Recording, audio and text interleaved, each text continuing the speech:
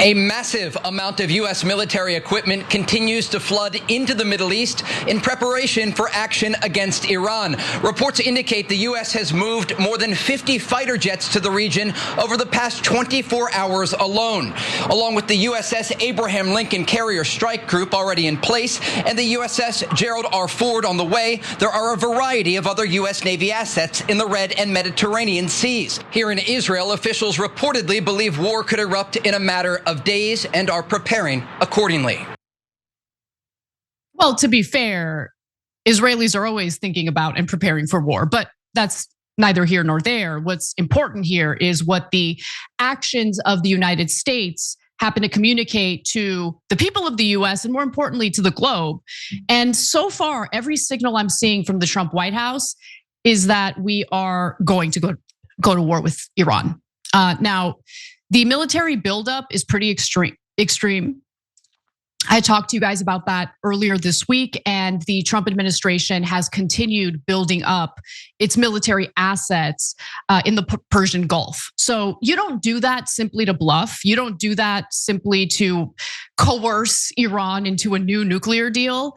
I just think that, these negotiations, and I've said this before, they're just trying to buy time to ensure the US is ready, to ensure that, I guess, Israel's ready, because Iran will retaliate by, sending their missiles over to Tel Aviv. So we'll see if they're ready for that. Now, we here in the United States are not concerned about our safety, but I'm definitely concerned about the safety of the men and women in our armed services, because as Senator Lindsey Graham, one of the biggest cheerleaders for this war, said earlier this week, there's risks. Some people could die.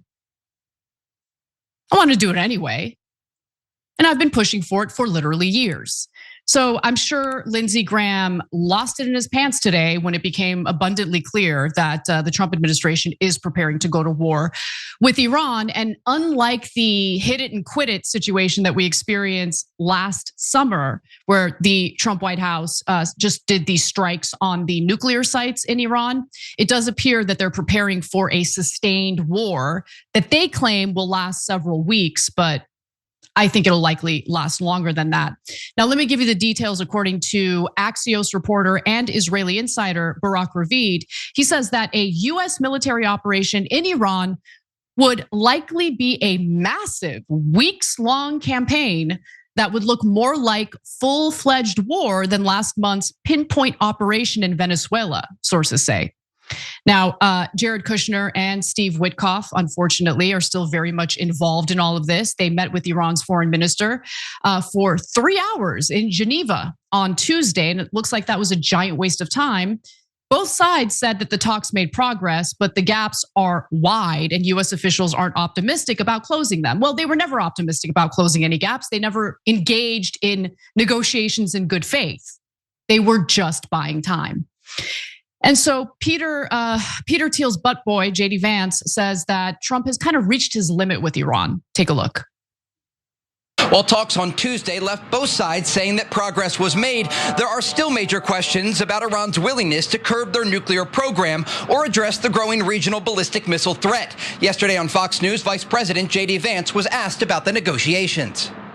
They agreed to meet afterwards, but in other ways, it was very clear that the president has set some red lines that the Iranians are not yet willing to actually acknowledge and work through. So we're going to keep on working it. But of course, the president reserves the ability to say when he thinks that diplomacy has reached its natural end.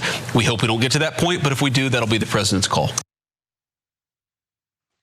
Now, if there's anyone expressing concern that Iran was unwilling to negotiate about its nuclear program, which doesn't even exist.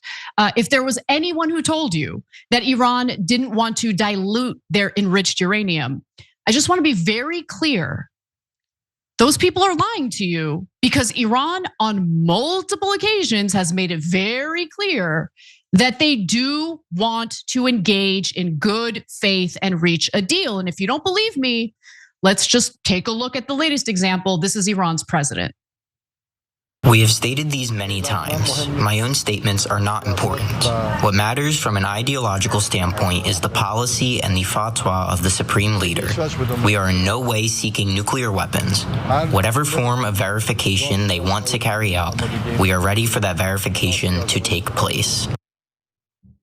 So the only thing that's off the table for Iran is their ballistic missiles. You want to know why? Because they have a hostile country in the region that has bombed every single one of its neighbors.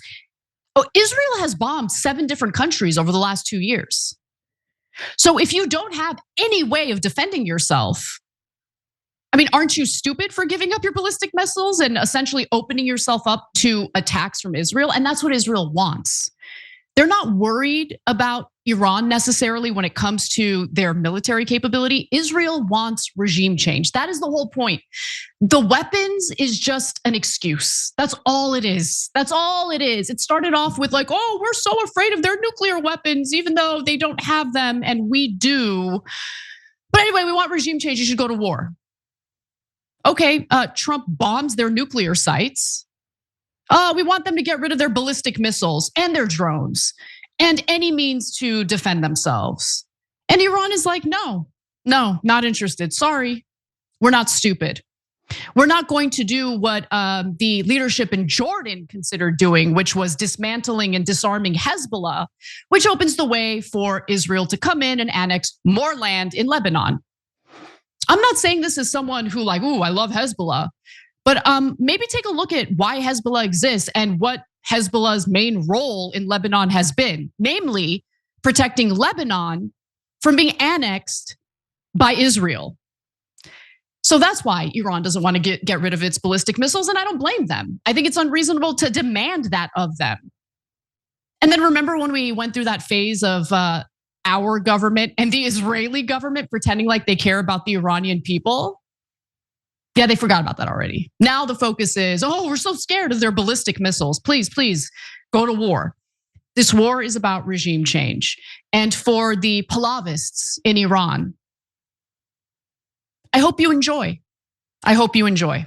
All right, it's time for New Year's resolutions. We all make them, but I'm not making any big flashy resolutions that are gonna crash and burn by February. My reset is much simpler. It's about giving myself a break in the kitchen. Not by eating less, don't be crazy. But let's be honest, thinking about what to eat, shopping for it, cooking it, it's a drain.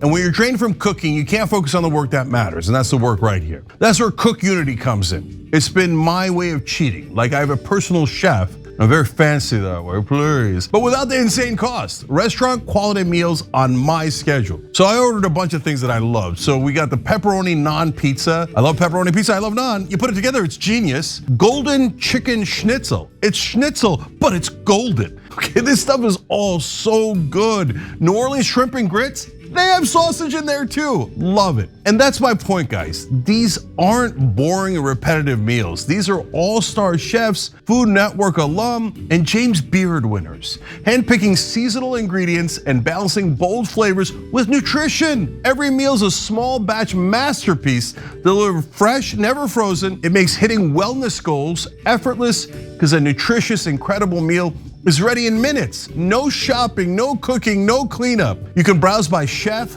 by cuisine, filter macros to the gram, not a thing I would do, but you could. And it's way less than takeout or even grocery store prices. Plus their packaging is part of a reusable, eco-friendly program. You can't ask for more. Taste comfort and craftsmanship in every bite from the award-winning chefs behind Cook Unity. Go to cookunity.com/TYT or enter code TYT before checkout to get 50% off your first order. That's 50% off your first order by using code TYT or going to cookunity.com/TYT.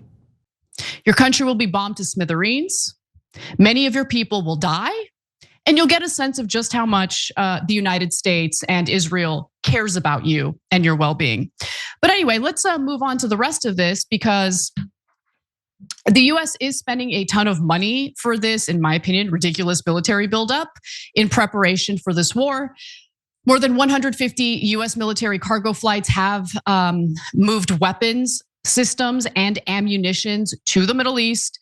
And then in the last day, the last 24 hours alone, another 50 fighter jets. That includes F-35s, F-22s, and F-16s sent to the region. And then, Trump's advisors do not view this deployment of all of that hardware as Trump engaging in a bluff.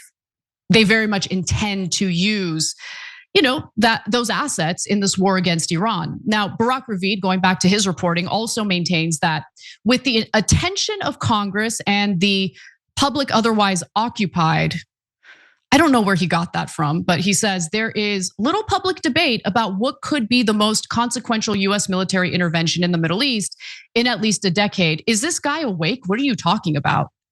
There's no public debate. I'll tell you, Barak Ravid, exactly what's happening. The American people overwhelmingly don't want this war, but we don't live in a country for the people, by the people. And so our government, which is fully occupied by Israel's interests, is gonna do something that the American people don't want.